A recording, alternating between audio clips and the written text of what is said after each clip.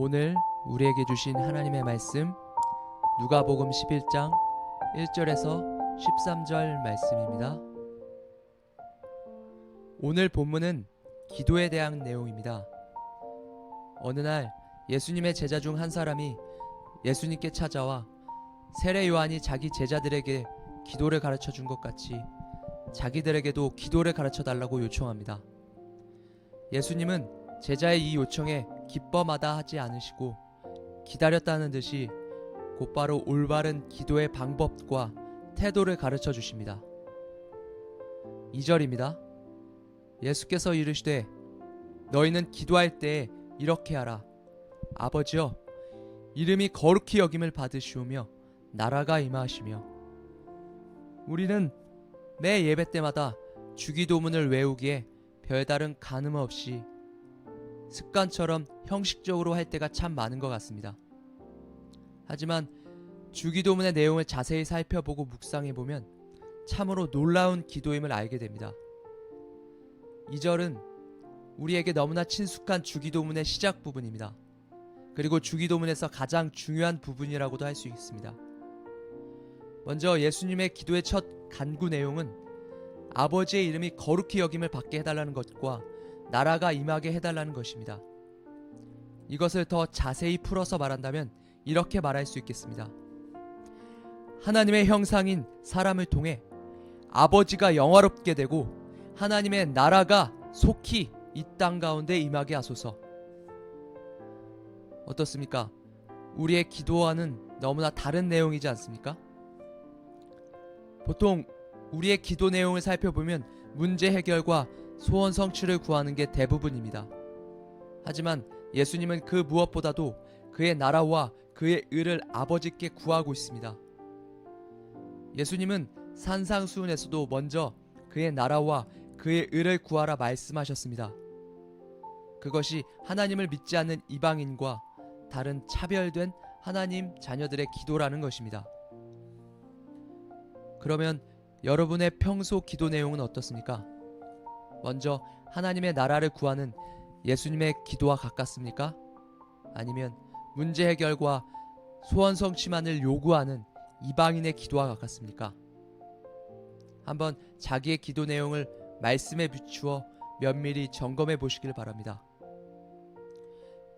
또 예수님은 기도의 방법을 제자들에게 가르쳐 주시고는 이어서 기도의 태도에 대해서도 알려주십니다. 6절입니다. 내가 너희에게 말하노니 비록 벗됨으로 인하여서는 일어나서 주지 아니할지라도 그 간청함을 인하여 일어나 그 요구대로 주리라. 그 기도의 태도를 한마디로 말하면 간청함입니다. 간청함의 사전적 뜻은 간절히 청하다는 것입니다. 다시 말해 끈질기게 들어줄 때까지 구하는 것입니다. 예수님은 그 간청함의 기도를 이렇게 표현하셨죠. 9절입니다. 구하라, 그러면 너희에게 주실 것이요. 찾으라, 그러면 찾아낼 것이요. 문을 두드리라, 그러면 너희에게 열릴 것이니 구하는 이마다 받을 것이요. 찾는 이에게 찾아낼 것이요. 두드리는 이에게는 열릴 것이니라. 그런데 이 말을 반대로 말해보면 구하지 않는다면 받지 못하고 찾지 않으면 찾을 수 없고 두드리지 않으면 열리지 않을 것이라는 얘기가 됩니다. 기도하지 않는 자들에게는 참으로 슬픈 얘기지 않습니까? 또한 우리의 가장 좋은 기도의 샘플 되시는 예수님은 이렇게 기도하셨다고 성경은 증언합니다. 히브리서 5장 7절입니다. 그는 육체에 계실 때에 자기를 죽음에서 능히 구하실 이에게 심한 통곡과 눈물로 간구와 소원을 올렸고 그의 경건하심으로 말미암아 들으심을 얻었느니라.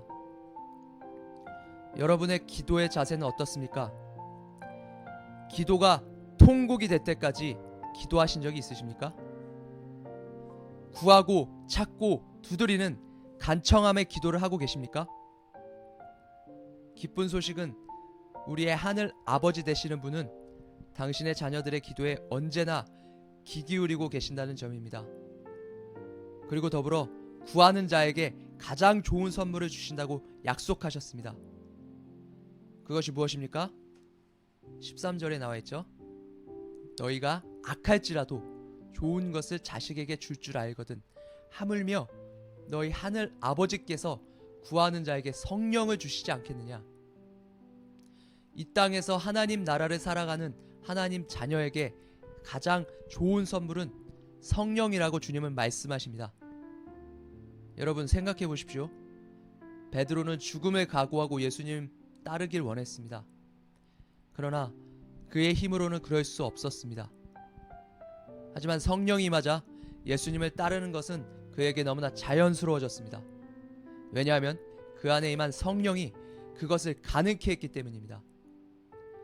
베드로뿐만 아니라 예수님의 말씀대로 기도한 제자들은 모두 다 성령 충만받고 예수님처럼 살다가 예수님처럼 죽었습니다. 정말 멋진 일 아닙니까? 오늘 말씀을 듣고 하나님의 나라를 먼저 구하며 간청하는 기도를 하는 모든 성도님들에게도 동일한 은혜가 있을 줄 믿습니다. 기도하겠습니다. 우리의 기도를 들으시고 응답하시는 하나님, 오늘 들은 말씀대로 나의 필요보다도 먼저 하나님의 나라를 구하고 찾고 두드리겠습니다. 주여, 부디 성령 충만케 하사 복음의 증인들이 다 되게 하소서. 예수님의 이름으로 기도합니다.